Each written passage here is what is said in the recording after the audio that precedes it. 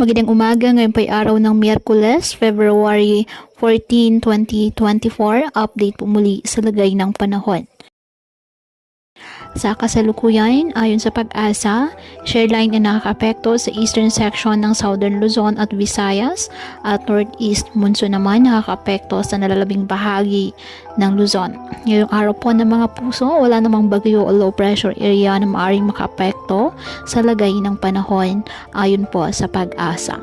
Samantala, dahil po rin po sa amihan, nakataas ang gale warning sa the northern and eastern coast of Catanduanes, the eastern coast of Albay, the eastern coast of Sorsogon, northern Samar at eastern Samar.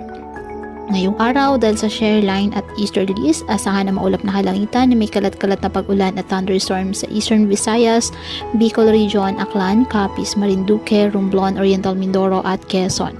Ang Cagayan Valley, Cordillera Administrative Region at Aurora, asahan na maulap na kalangitan na may mahihinang pag-ulan dahil sa amihan. Ang Metro Manila at nalalabing bahagi ng Luzon, apektado pa rin po ng northeast monsoon. Ang nalalabing bahagi ng bansa, bahagyang maulap hanggang sa maulap na halangitan with isolated rain showers or thunderstorms dahil po sa easterlies at localized thunderstorms. Kaya patuloy po natin na pag-iingat pa din ang ating mga kababayan sa pantapan po ng mga pagbaha at pagguho ng lupa at ugalin po na magdala palagi ng payong o kahit anong panangga sa ulan o di kaya na may sa init ng araw kapag lalabas ng ating mga tahanan.